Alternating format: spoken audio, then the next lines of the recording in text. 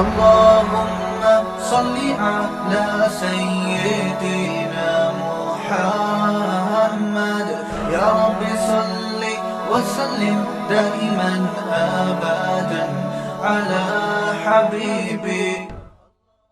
بات چل رہی ہے اور وہ موضوع یہ ہے کہ انسان کے سامنے کوئی زندگی ہوتی ہے، کوئی مقصد ہوتا ہے زندگی کا، کوئی ہدف ہوتا ہے،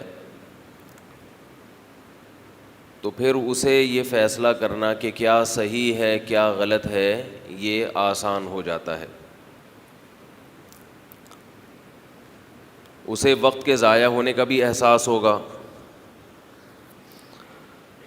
اور اسے یہ بھی پتہ چل جائے گا کہ کون سی چیز اس کے لیے قیمتی ہے اور کون سی چیز اس کے لیے بیکار ہے.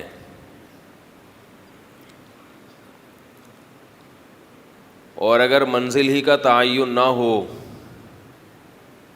بے مقصد زندگی ہو، تو پھر یہ کیسے پتہ چلے گا کہ کون سی چیز اس کے لیے قیمتی ہے اور کون سی چیز اس کے لیے بیکار ہے. غیر مسلمین جو ہیں ان کی زندگی کا مقصد چونکہ یہ دنیا ہوتی ہے، اس لیے دنیا کی زندگی کو سامنے رکھ کر جب وہ وقت گزارتے ہیں تو جن چیزوں میں وہ ٹائم پاس کرتے ہیں ان چیزوں کو سمجھ رہے ہوتے ہیں کہ ان میں ٹائم پاس کرنا وقت کا ضیاع نہیں ہے بلکہ وقت کو بچانا ہے، جبکہ ہمیں یہ لگ رہا ہوتا ہے کہ ان چیزوں میں ٹائم پاس کرنا وقت کو ضائع کرنا ہے. ایک مثال دیتا ہوں انشاءاللہ اس سے بات سمجھ میں آئے گی. دیکھیے یہ جو طلباء اسٹڈی کرتے ہیں یا آپ کمپنی میں کسی کمپنی میں آپ جاب کر رہے ہیں اور آپ کو ٹائم کے حساب سے پیسے ملتے ہیں، ایسا بھی ہوتا ہے نا بھئی پر گھنٹہ کام کے اتنے پیسے. اس دوران اگر نماز کا وقت آ جائے اور آپ نکل جائیں نماز کے لیے، آپ کا امتحان ہے، پیپر ہیں ایک ہفتے کے بعد، آپ اس کی تیاری کر رہے ہیں، درمیان میں نماز کا ٹائم ہوا تو آپ چلے گئے کہاں؟ نماز کے لیے. تو یہ ٹائم آپ کا اسٹڈی میں نہیں لگ رہا، پڑھائی میں نہیں لگ رہا، آپ کو ایسا لگے گا کہ یہ ٹائم ضائع ہو رہا ہے اور دیکھنے والے کو بھی ایسا لگے گا کہ یہ ٹائم، بولو بھائی، ضائع ہو رہا ہے. کسی کمپنی میں آپ ملازم ہیں، آپ نماز کے لیے جتنا ٹائم گزاریں گے آپ کے باس کو بھی لگے گا کہ یہ وقت کیا ہو رہا ہے؟ ضائع ہو رہا ہے. اور آپ میں بھی اگر دین کی فکر نہیں ہوگی تو آپ کو بھی ایسا لگے گا کہ جو ٹائم میں لگا کر اور پیسے کما سکتا تھا وہ ٹائم میرا گویا کہ ضائع ہو رہا ہے. ضائع نہیں بھی ہو رہا تو کم از کم کسی قیمتی کام میں استعمال نہیں ہو رہا، کیونکہ آپ کو یہ محسوس ہو رہا ہے کہ آپ کا جو ہدف تھا،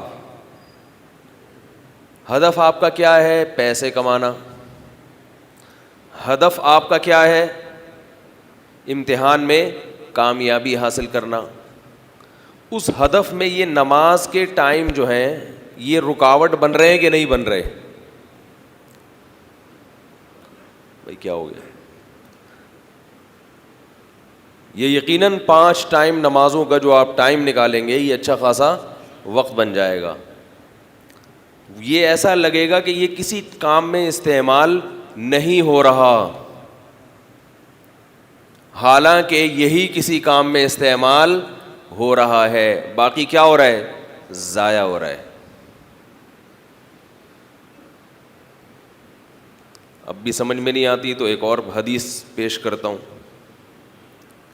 اب یہ مثال دی ہے نا تو اب حدیث انشاءاللہ اچھی طرح سمجھ میں آئے گی. آپ صلی اللہ علیہ وسلم ایک مرتبہ گھر تشریف لائے. زوجہ سے پوچھا کہ کچھ کھانے کو ہے, کچھ کھانے کو ہے.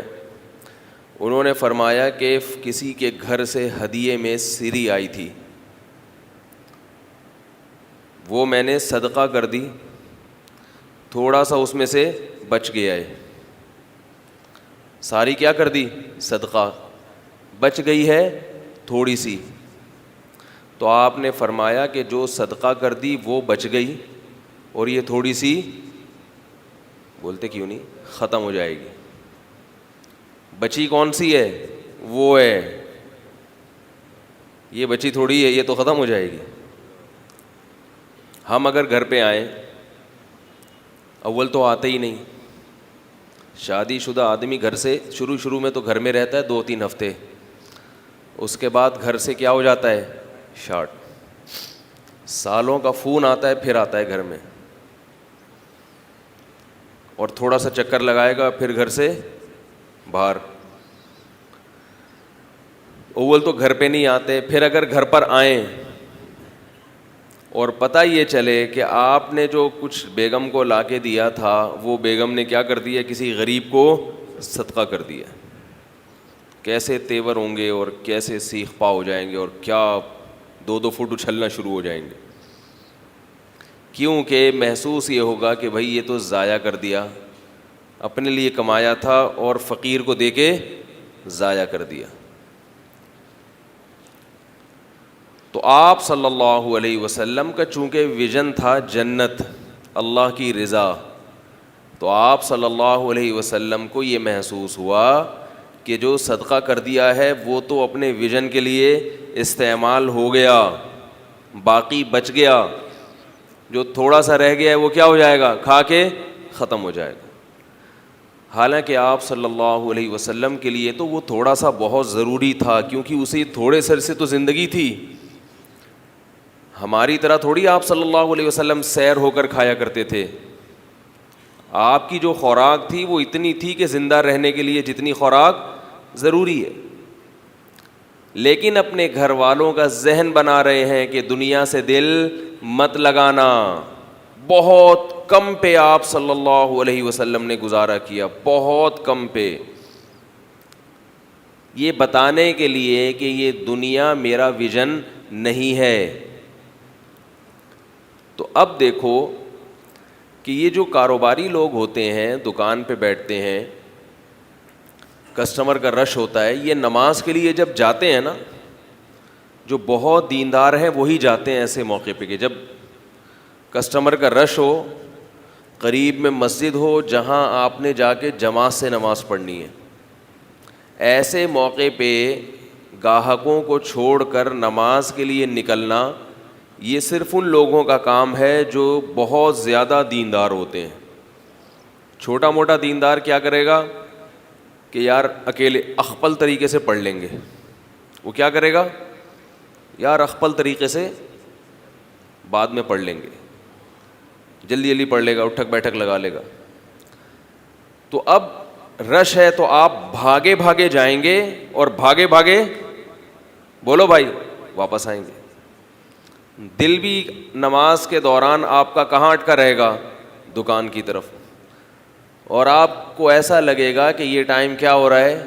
ضائع ہو رہا ہے. وہ مجبور ہیں, مسلمان ہیں, آخرت میں عذاب نہ آ جائے, ٹھگائی نہ لگ جائے, چلو پڑھ لو, لیکن ٹائم ہے کیا, تبھی مزہ نہیں آئے گا اس میں. یہ اللہ کی رحمت ہے, اللہ پھر بھی ثواب دے دیتے ہیں کہ چلو دل نہیں چاہ رہا مگر کر تو رہا ہے. لیکن اگر مقصد آخرت ہو تو مزہ آئے گا ہی اسی ٹائم میں. دکان لگے گی بھائی یہ تو مجبوری ہے, کھانا ہے, بچوں کو کھلانا ہے, تبھی تو نماز بھی پڑھ سکتا ہے جب پیٹ میں کیا ہو, نوالا جائے گا. نہیں کھلایا پلایا تو بھی بچہ ہی مار دیں گے, مجبوری ہے. اصل تو کیا ہے؟ یہ ہے آخرت کی تیاری میں یہ زیادہ مددگار بنے گی. وہ بھی اللہ کا حکم ہے دکان, اس لیے اس کو پورا کر رہے ہیں, مگر جو مزہ اس نماز کے حکم میں ہے وہ دکان والے حکم میں نہیں ہے. یہ ایک اشکال کا جواب دیا ہے میں نے. اشکال یہ ہوتا ہے کہ بھائی علماء یہ کہتے ہیں کہ کمانا بھی تو عبادت ہے. کیا خیال ہے؟ جب آخرت کی فکر کرنی ہے تو کمانا بھی کیا ہے؟ ارے بھائی بول لو یار, کمانا ہی. تو یہ مولوی صاحب نے دو قسمیں کہاں سے کر لیں کہ ادھر نماز میں لگے گا کہ مزہ آئے گا, اور دکان میں لگے گا کہ ٹائم کیا ہو رہا ہے, ضائع ہو رہا ہے. جب دونوں عبادت ہیں تو دونوں میں مزہ آئے گا. بات تو یہ کسی حد تک صحیح ہے کہ جب دونوں اللہ کی رضا کے لیے ہیں تو دونوں میں مزہ تو آئے گا. زیادہ مزہ کس میں آئے گا؟ زیادہ مزہ اس چیز میں آئے گا جو براہ راست عبادت ہے. اس کی میں اکثر اپنے بیان میں ایک مثال دیا کرتا ہوں. اپنے بیان میں اکثر ایک میں مثال دیا کرتا ہوں کہ آپ کو جس سے محبت ہوتی ہے اس سے ملاقات کرنا یہ بھی ایک حکم ہے, اور اس کا کوئی کام نمٹا دینا یہ بھی ایک, بولو بھائی, حکم ہے. آپ کو جس سے محبت ہے, آپ اس سے ملنا چاہتے ہیں, اس نے کیا کہا کہ آپ میرا یہ فلاں کام کر دو, فلاں کام کر دو, وہ ہر وقت آپ کو اپنے گھر سے باہر ہی رکھتا ہے. لیکن آپ کی چاہت کیا ہوگی؟ اس سے قریب ہو جاؤں میں. تو احکام تو اس کے بہت سارے ہوں گے, لیکن وہ حکم جس میں اس کا قرب نصیب ہو, جس میں اس کے ساتھ بیٹھنا نصیب ہو, اس حکم میں لذت زیادہ ہوگی, اور دوسرے کاموں میں لذت کم ہوگی, بلکہ غصہ بھی آ سکتا ہے. اب مثال تو وہی دوں گا نا جو مارکیٹ میں چل رہی ہے. قائد اعظم کے مزار پہ بلا لیا, اللہ معاف فرمائے اس مزار کو کیا بنایا ہوئے لوگوں نے, ڈیٹنگ پوائنٹ بنا لیا. آپ کو کسی نے پارک میں ٹائم دے دیا ڈیٹ کا, آپ بھاگے بھاگے جاؤ گے نا. لیکن محبوب نے یہ کہا کہ مجھ سے ملاقات کے بجائے مجھے اگر خوش کرنا چاہتے ہو تو ایسا کرو, فلاں مارکیٹ میں جاؤ یہ خریدو, فلاں مارکیٹ میں جاؤ یہ خریدو, میرے گھر کا یہ کام کر دو. سارا دن آپ کو اس نے کیا کیا ہے؟ گھمایا ان کاموں میں, اور ملاقات کا ٹائم نہیں ہے بھائی. اب آپ کہہ رہے ہیں بھائی ملاقات کب ہوگی؟ تو محبوب جواب میں کہتا ہے کہ آپ کا مقصد مجھ کو خوش کرنا ہے نا. آپ کہیں ہاں خوش کرنا ہے, تو محبوب کہے کہ بس میں اسی میں خوش ہوں کہ ملو نہیں اور سارا دن میرے کام نمٹاتے رہو. آپ کیا بولو گے؟ دھت تمہارے کی, بولو گے کہ نہیں بولو گے کہ بھائی ٹھیک ہے کر تو رہا ہوں, لیکن جو اگر محبت ہو تو ملاقات میں جو لطف اور جو مزہ آئے گا وہ محبوب کے دوسرے کاموں میں مزہ نہیں آئے گا. جن لوگوں کو جنت کی حقیقی تڑپ ہوتی ہے یہ وہ لوگ ہیں جن کے دل میں اللہ کی حقیقی محبت ہوتی ہے. ان کو اللہ سے ملاقات میں براہ راست, اللہ, نماز تو اللہ سے ملاقات ہے, عجیب ملاقات ہے. دیکھیں نماز میں آپ جب اللہ اکبر کہتے ہیں تو اس کا مطلب کیا ہے کہ میری اللہ سے ملاقات شروع ہو چکی ہے, اب میں باؤنڈ ہو گیا ہوں, کوئی مجھے چھیڑنے کی کوشش, بولو بھائی, اب حصار کھینچ لیا ہے. یہ وہ روحانی حصاروں والا حصار نہیں ہے, وہ کچھ بھی نہیں ہوتا روحانی والے جو حصار کھینچتے ہیں. حصار کھینچ لیا ہے آپ نے, باؤنڈری کھڑی کر دی ہے. اللہ اکبر, اللہ سب سے بڑا ہے. بس دیکھو جب ڈیٹنگ پوائنٹ پہ لوگ جاتے ہیں موبائل آف کر دیتے ہیں نا, یا کم از کم سائلنٹ پہ تو کر ہی دیتے ہیں. اگر آپ کو ملاقات کا ٹائم دیا محبوب نے, آپ ملنے گئے اور بار بار فون پہ بات کر رہے ہیں, ہاں بھائی کیا بات ہے, خیریت, طبیعت ٹھیک, کبھی اس کا فون کبھی اس کا فون, تو محبوب سمجھ جائے گا کہ اس کو مجھ سے محبت نہیں ہے. موبائل کیا ہونا چاہیے؟ سائلنٹ پہ. زیادہ محبت ہے تو آف کر دے, اور زیادہ عشق ہے تو وہاں بیٹھتے ہی موبائل توڑ دے. ٹھیک ٹھیک ٹھیک, بیٹھے اور موبائل توڑ دے. تو یہ نماز کیا ہے؟ اللہ اکبر کہا، اللہ بہت بڑا ہے، سب سے بڑا ہے، تو مطلب اب جب اللہ ہے تو اب اللہ کے علاوہ کوئی بھی نہیں۔ اب آپ دیکھیں، اگر کوئی نماز پڑھ رہا ہو، دکاندار، کسٹمر کا رش ہو، گاہکوں کا رش ہو، تو وہ بھی اس دکاندار کو چھیڑتے نہیں ہیں، انہیں معلوم ہے کہ جتنا بھی رش ہو سلام پھیرنے سے پہلے یہ جواب نہیں دے گا، سلام جب تک نہیں پھیرے گا یہ جواب نہیں دے گا۔ سلام کیوں پھیرتے ہیں نماز میں؟ اس دنیا سے نکل کے اس دنیا میں واپس لوٹتے ہیں۔ جب اس دنیا میں واپس لوٹتے ہیں تو جب بھی آپ سفر سے آئیں گے تو سلام کرتے ہیں کہ نہیں کرتے؟ کیا خیال ہے بھائی؟ ارے آپ کہیں سے بھی آتے ہیں تو بولتے ہیں السلام علیکم، کرتے کہ نہیں کرتے؟ تو ہم کیا کرتے ہیں، نماز کے خول سے جب باہر آتے ہیں تو ابھی تک ہمارا اس دنیا سے رابطہ منقطع تھا، جیسے ہی رابطہ بحال ہوا تو السلام علیکم ورحمۃ اللہ، پھر السلام علیکم ورحمۃ اللہ۔ یہ شکر ہے کہ کوئٹہ والے اتنا ہی سلام کرتے ہیں نماز میں جتنا اللہ نے حکم دیا، ورنہ کوئٹہ والوں کا سلام آدمی افورڈ نہیں کر سکتا۔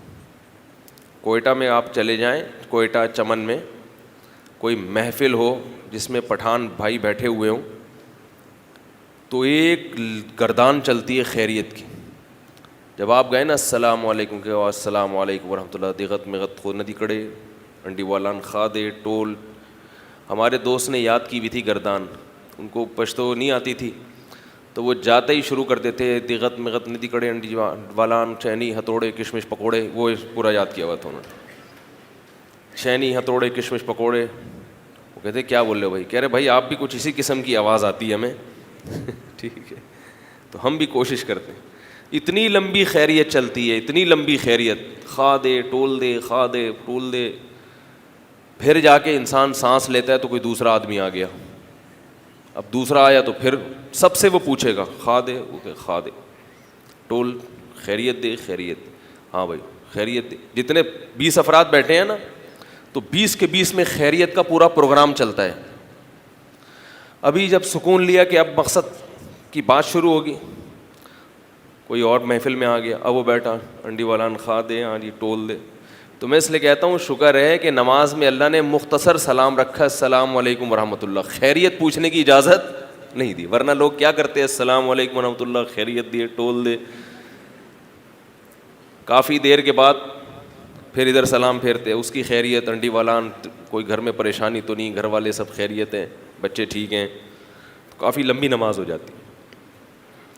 تو نماز میں ہم کیا کرتے ہیں، کیونکہ اللہ سے ملاقات ہے تو نماز میں ہم جب باہر نکلتے ہیں تو اس دنیا میں گویا کہ ایک الگ جہان سے واپس اس دنیا میں لوٹتے ہیں۔ کتنی خوبصورت عبادت ہے کہ جب آپ، اور پھر اس عبادت میں جب اللہ سے ملاقات ہوتی ہے تو اس ملاقات کا اسٹائل کتنا نرالا ہے، انداز کتنا پیارا ہے۔ اسی لیے میں کہتا ہوں کہ کسی غیر مسلم نے اسلام کو اگر سمجھنا ہو، صرف اسلام میں نماز کو دیکھ لے، اگر وہ متعصب نہیں ہوگا تو نماز ہی بتا دے گی کہ یہ مذہب جھوٹا مذہب نہیں ہے، کیونکہ کسی انسان کے بس میں نہیں ہے کہ عبادت کا اتنا خوبصورت طریقہ اپنی طرف سے گڑھ لے، یہ ناممکن ہے، گڑھا نہیں جا سکتا، یہ وضع نہیں کیا جا سکتا، یہ وہ طریقہ ہے جو رب نے خود بتایا ہے، اور یہ محمد صلی اللہ علیہ وسلم کے سچے ہونے کی علامت ہے کہ آپ صلی اللہ علیہ وسلم نے یہ جو نماز کا طریقہ بیان کیا، اگر یہ آپ صلی اللہ علیہ وسلم معاذ اللہ سچے نبی نہ ہوتے تو ایسا طریقہ ہمیں بتا ہی نہیں سکتے تھے۔ اور نماز کے لیے بلانے کا طریقہ بھی بڑا خوبصورت ہے، جو دنیا میں کسی قوم کے پاس نہیں ہے۔ تو میں یس کر رہا تھا کہ نماز میں کیا ہوتا ہے، اللہ سے ملاقات، اللہ اکبر کہا اور ساری دنیا سے بے خبر ہو گئے۔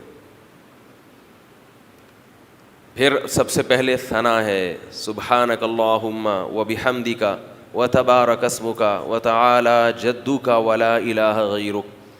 یہ جو نماز جنازہ کی ثنا میں وجل ثناؤ کا بھی لگا دیتے ہیں نا، یہ کسی بھی صحیح روایت سے ثابت نہیں ہے، اس کا اضافہ نہیں کرنا چاہیے. سبحانک نماز جنازہ میں جو ثنا پڑھیں گے وہ کیا ہے؟ وہ بھی اتنی ہے جو نماز میں ہے. اگرچہ بعض کتابوں میں لکھا ہوا ہے، لیکن یہ نہیں کہ جو بھی کسی کتاب میں کچھ بھی لکھا ہوا ہے تو بس وہ پتھر پہ لکیر بن گیا.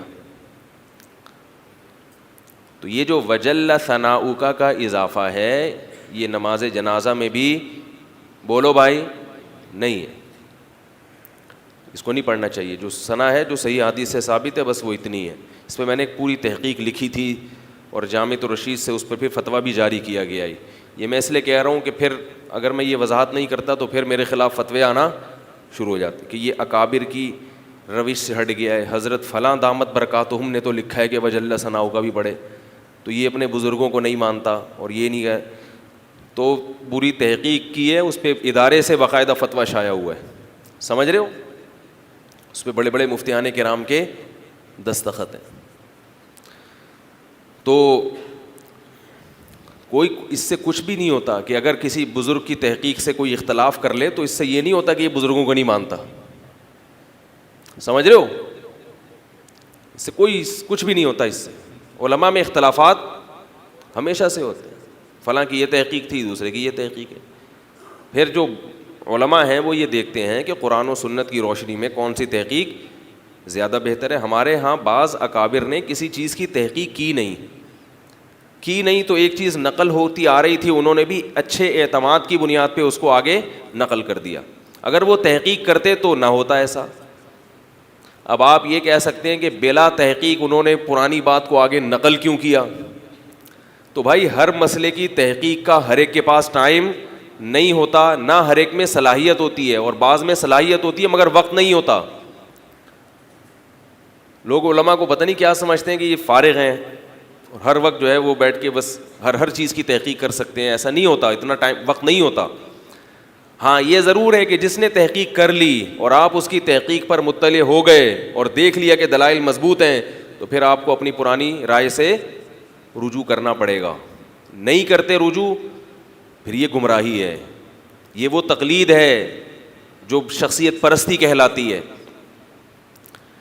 تو میں یہ عرض کر رہا تھا کہ دیکھو اللہ سے ملاقات ہوتی ہے کس میں؟ نماز میں.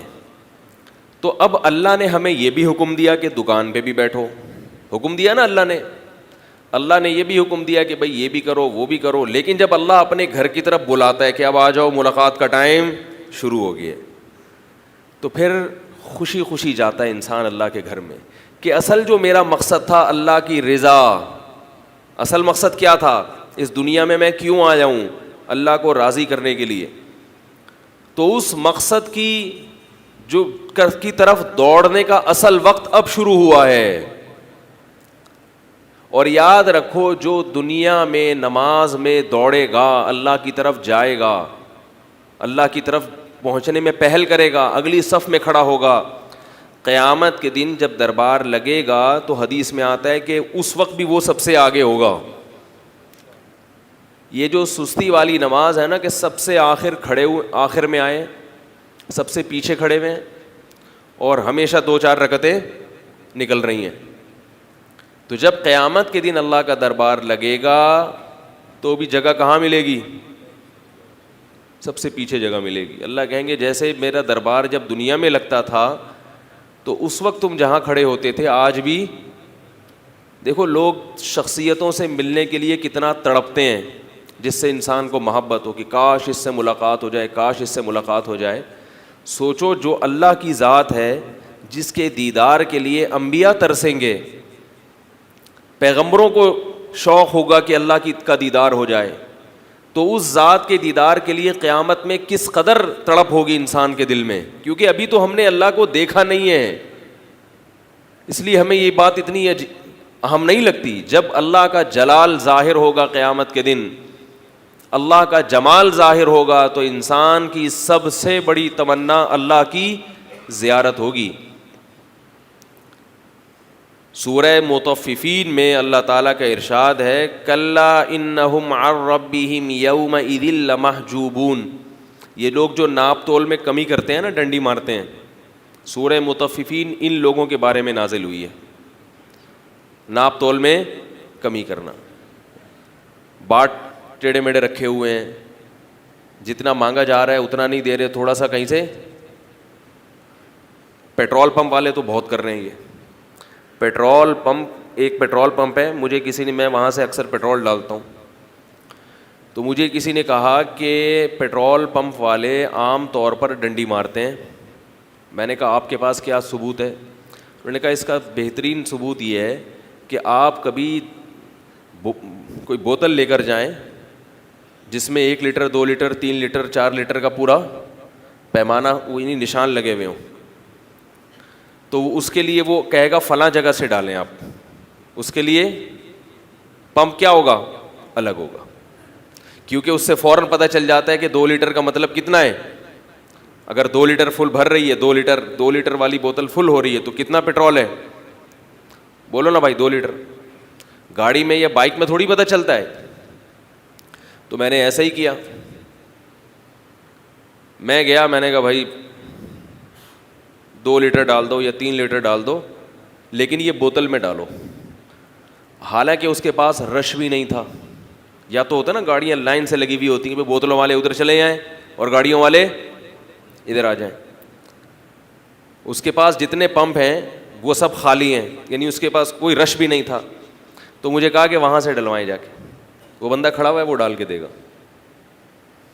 تو مجھے کافی حد تک یہ بات درست لگی کہ وہاں سے ڈلوانے کا. میں نے کہا بھائی آپ ڈال دو نا, یہ بوتل ہے, یہی میں یہاں بھی جاؤں گا وہاں بھی جاؤں گا, یہاں سے بھی پیٹرول نکل رہا ہے, وہاں سے بھی دودھ نہیں نکل رہا, کیا نکل رہا ہے؟ یہاں بھی پیٹرول ہے اور وہاں بھی پیٹرول ہے. نہیں جی وہاں سے ڈلواؤ جا کے. کیوں؟ میٹر کی سیٹنگ کیا کی ہوتی ہے؟ خراب. میٹر کی سیٹنگ خراب کی ہوئی ہے, اب وہ اتنی جلدی ٹھیک نہیں ہو سکتی. اور ان کو پتہ ہے کہ اگر میں نے 2 لیٹر ڈالا اور یہ 2 لیٹر تک نہیں بھرے گی تو مولوی صاحب کہیں گے بھائی اس کا مطلب 2 لیٹر نہیں ہے. تو یہ چل رہا ہے کہاں؟ مارکیٹ میں. مزدور کو پیسے اگر پہلے پکڑا دو تو اب وہ کام نہیں کرے گا. مشہور ہے نا کہ ایڈوانس میں نہیں دے دو پیسے, ترسا کے دو. اس کو پتہ چلے کہ بھائی جتنا کام کروں گا اتنے ملیں گے, پھر کام بھی زیادہ کرے گا اور جلدی کرے گا. ہمارے ایک دوست ہیں سعودی عرب میں, انہیں یہاں کا اتنا زیادہ تجربہ نہیں ہے, تو وہ وہاں سے اپنا کاروبار وائنڈ اپ کر کے پاکستان میں منتقل ہو رہے ہیں. تو یہاں انہوں نے شاید کوئی ہوٹل بنوانا تھا یا کوئی دکان بنوانی تھی, مجھے یاد نہیں رہا. تو انہوں نے کسی کو ٹھیکہ دیا اور ٹھیکے دار کو ایڈوانس میں سارے پیسے پکڑا دیے, خوشی سارے پیسے پکڑا دیے ایڈوانس میں, یہ سوچ کے کہ یہ خوش ہو کے دوسروں کی نسبت کام میرا جلدی کر دے گا کہ بھائی انہوں نے اتنے اچھے ہیں کہ انہوں نے مجھے پہلے ہی پیسے دے دیے, اب ان کا کام پہلے کرو, جنہوں نے پیسے نہیں دیے ان کا کام بعد میں کرو. پھر ان کا فون میرے پاس آیا کہ حضرت میں نے پیسے بھی دیے, ایڈوانس میں پیسے دے بھی دیے, تو نہ کام ہو رہا ہے نہ پیسے واپس مل رہے ہیں, نہ کام, یعنی اپنے حساب سے اس کا جو ویژن ہے اس کے حساب سے کیا کر رہا ہے. بھائی اس کا ویژن دنیا ہے نا. ارے بھائی اس کا ویژن کیا ہے؟ دنیا ہے, تو دنیا کے لیے مل گئی نا, پیسے چاہیے تھے مل گئے. تو میں نے کہا آپ اتنے سمجھدار آدمی ہو, ہم سے مشورہ تو لے لیتے, ہم یہاں رہتے ہیں ہمیں پتہ ہے. میں نے کہا اس کو ایسے دکھا کے پیسے دینے پڑتے ہیں. 1 اینٹ رکھو تو پھر 5 روپے ملیں گے, دوسری رکھو تو اس کو 5 کا سکہ یوں کر کے گھماؤ, بولو رکھو ورنہ نہیں ملے گا.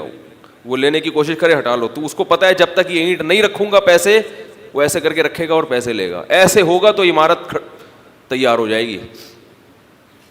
کہنے لگا یار میرا تو یورپ امریکہ میں تجربہ ہے, سعودیہ میں بھی تجربہ ہے, یہاں تو اگر پیسے پہلے پکڑا دیں تو وہ آپ کا کام جلدی کر کے دیتا ہے. اب یہاں ایک بات خوب اچھی طرح سمجھو جو میں نے ان سے نہیں کہی لیکن میں آپ سے کہہ رہا ہوں. یہ جو غیر مسلم بہت جلدی کام کر کے دے دیتے ہیں, حالانکہ ان کا تو ویژن, ارے بھائی ان کا تو دنیا ویژن ہے نا, ہمارے مزدور کا بھی ویژن دنیا ہے, ان کا بھی ویژن دنیا ہے, لیکن جو کافر ہے اس کا تو زیادہ ہوتا ہے دنیا, مسلمان کا تھوڑا تھوڑا تو آخرت بھی ہوتا ہے کہ نہیں ہوتا؟ تو پھر معاملات میں وہ اتنے اچھے کیوں اور ہمارے والے اتنے نالائق کیوں؟ اس کی ایک مثال دیا کرتے تھے ہمارے حضرت بڑی زبردست.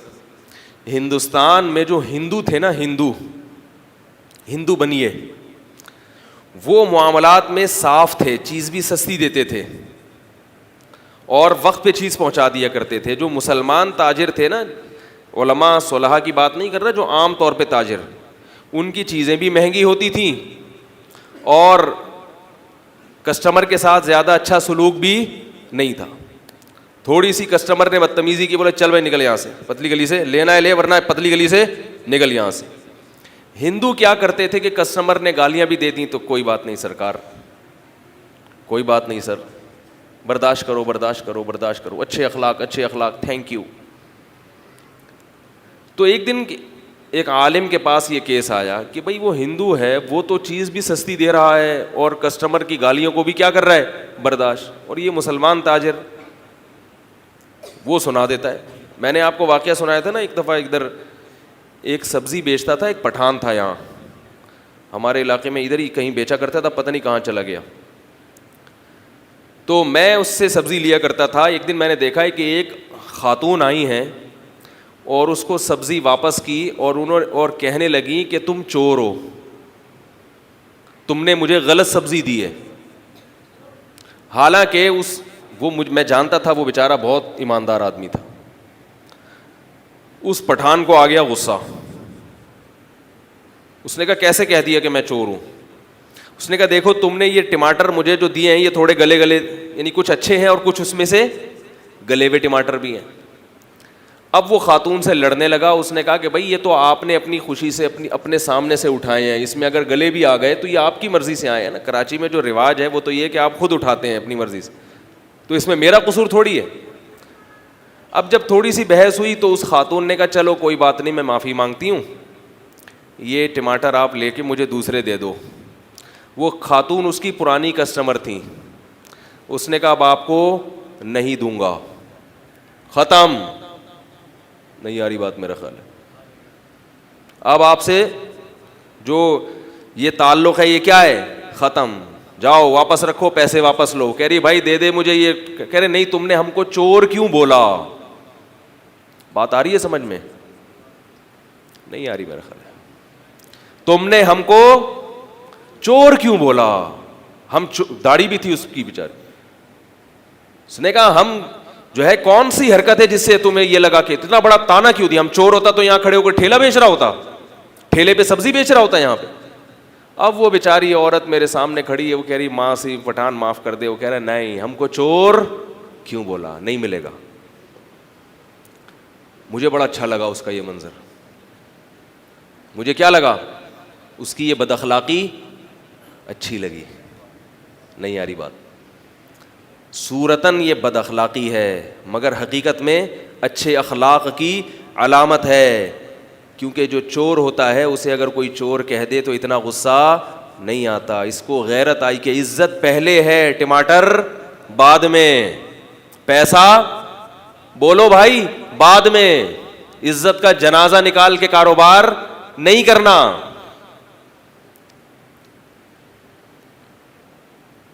تو اب دیکھو ممکن ہے کسی کو غصہ ہے کہ دیکھو کیسی بد اخلاقی کر رہا ہے. مجھے بڑا اچھا لگ رہا تھا. میں نے کہا بڑا خاندانی آدمی ہے. کیا لگ رہا تھا؟ عزت کے ساتھ کما رہا ہے بھائی. تھوڑی کہ جو بھی آئے جو مرضی بول کے چلا جائے تو آپ اس کے تلوے اس لیے جناب چاٹنا شروع کر دو, اس کے سامنے جھکنا شروع کر دو کہ میرا کاروبار کہیں ختم نہ ہو جائے. اللہ کھلا رہا ہے, اللہ ہمیشہ سے کھلاتا رہے گا, نکلو یہاں سے. کسی اور کو دے گا سبزی, تمہیں دے گا ہی نہیں. ممکن ہے اگلے دن پٹھان بھائی کا غصہ سیٹ ہو گیا ہو, لیکن بہرحال اس وقت تو ان کی یہی پوزیشن تھی. تو میں اب یہ وہ جو ہندو کا واقعہ بتا رہا تھا میں, ہندو کا, کہ وہ جو تھے نا چیز بھی سستی اور مسلمان کی چیز بھی مہنگی. تو ہمارے حضرت نے فرمایا کہ اصل میں بات یہ تھی کہ ہندو ہے نا وہ اس لیے نہیں کہ چیز سستی دے رہا تھا کہ میں چیز سستی دوں گا تو بھگوان کی طرف سے ثواب مجھے زیادہ ملے گا. وہ کیلکولیشن کرتا ہے سال 2 سال کی. کہہ رہا ہے یار اگر ابھی تھوڑا سا پروفٹ کم رکھا تو ابھی تو فاقے کر لوں گا, لیکن اس پروفٹ کم کی وجہ سے جو کسٹمر کی تعداد بڑھے گی تو 1 سال میں اتنے کسٹمر, 2 سال میں اتنے, 5 سال میں اتنے, 10 سال میں اتنے, تو 10 سال کے بعد جو میرا پروفٹ ہوگا وہ اس کے جو پڑوس میں جو مسلمان تاجر ہے اس کے پروفٹ سے زیادہ ہو جائے گا. بہت دور کی سوچتا ہے. اگر اس سے کوئی آگے بد اخلاقی کرے تو یہ تھینک یو بولتا ہے, شکریہ آپ کا. کیوں؟ وہ کہتا ہے عزت جائے ایک طرف, کسٹمر نہیں جانا چاہیے. کیا خیال ہے؟ کسٹمر ہاتھ سے چھوٹنا نہیں چاہیے. آپ جا کے اس کو ٹھگائی بھی لگا دیں کہ کوئی بات نہیں یار, سودا مجھے سے خریدا کرو, سودا میری ہی دکان سے لیا کرو, چاہے جیسی مرضی گالیاں دے دو. اور فرمایا کرتے تھے جو مسلمان تاجر تھا نا وہ بھی 2 نمبر ہی کر رہا ہے, چیز مہنگی بیچ رہا ہے, اخلاق سے بات نہیں کر رہا, لیکن وہ کہہ رہا ہے کہ 2 نمبر ہی کر کے ابھی کما لو, بعد کی کس نے دیکھی ہے, 1 سال کے بعد پتہ نہیں زندہ رہیں گے نہیں رہیں گے. دنیا مسافر خانہ ہے بھائی. گڑبڑ غلط وہ بھی کر رہا ہے, غلط یہ بھی کر رہا ہے. یہ کہہ رہا ہے یار 4 آنے 8 آنے نفع ابھی لے لو کھا لو, سال کے بعد, کیونکہ اتنی دنیا سے محبت نہیں ہے کہ 10 سال کے بعد کی پالیسیاں بنایا. میں چھوڑو 10 سال بعد کے, جس اللہ نے ابھی کسی مسلمان کو ٹوپی کرانے کی توفیق عطا فرمائی ہے اور اس کی جیب سے پیسہ نکلوا لیے, وہ 10 سال بعد بھی پیسہ دلا دے گا. توکل کر لے گا اللہ پہ, اعتماد کرے گا, 10 سال بعد کی پالیسیاں نہیں بنائے گا وہ. تو یہ دیکھنے میں تو ایسا لگ رہا ہے کہ مسلمان بڑا فراڈی ہے, لیکن حقیقت میں مسلمان کم درجے کا ہے اور وہ بہت دور کی سوچ رہا ہے. اس لیے یہ ذہن میں رکھیں کہ یہ فیصلہ کرنا نا اچھے اخلاق کسے کہتے ہیں یہ اتنا آسان نہیں ہے جتنا آپ نے سمجھ لیا ہے. اتنا آسان نہیں ہے بس تھینک یو مسکرا کے ہر ایک سے بات کرنا یہ اخلاق ہے, ایسا نہیں ہے. اخلاق دل کی کیفیت کا نام ہے کہ دل جتنا پاکیزہ ہوگا اس سے نکلنے والے اعمال اتنے ہی اچھے ہوں گے. کبھی غصہ آنے کا تقاضا کرے گا دل تو پھر غصہ آنا اخلاق کی علامت ہوگا, اور کبھی اس بات کا تقاضا کرے گا دل کہ برداشت کرو تو پھر برداشت کرنا اخلاق کی علامت ہوگا. بعض مواقع پہ غصہ آنا انسان کے اچھے اخلاق کی دلیل, غیرت کی دلیل. غیرت اچھے اخلاق ہے یا نہیں ہے؟ غیرت ایک اچھی خلق کسے کہتے ہیں عربی میں؟ خلق کہتے ہیں جو خا لام اور قاف, یہ تخلیق یعنی کریٹ کرنا, کسی چیز کو بنانا. تو خلق کہتے ہیں وہ طبیعت جس پر انسان کو ڈھالا گیا ہو, بنا وہ سانچا جس پہ انسان بنا ہوا ہو, اس کو کیا کہتے ہیں عربی میں؟ خلق. یعنی آپ اگر اچھے اوصاف پہ ڈھلے ہیں تو آپ اچھے اخلاق کے مالک ہیں. خلق کی جمع اخلاق آتی ہے. اور اگر آپ اچھی کوالٹیز پہ آپ کی ساخت نہیں ہے, آپ ڈھلے نہیں ہیں, آپ کی طباعت جو ہوئی ہے وہ اچھی طبیعت پر نہیں ہوئی ہے, تو آپ شریعت میں کیا کہلائیں گے؟ بد اخلاق. تو اگر آپ میں غیرت ہے, آپ میں بہادری ہے, آپ میں سخاوت ہے, کنجوسی نہیں ہے, تو شریعت کہتی ہے آپ کے اخلاق اچھے ہیں. اور اگر آپ میں بہادری نہیں ہے, آپ میں غیرت نہیں ہے, آپ میں حیا نہیں ہے, تو شریعت کہتی ہے آپ کے اخلاق اچھے نہیں ہیں.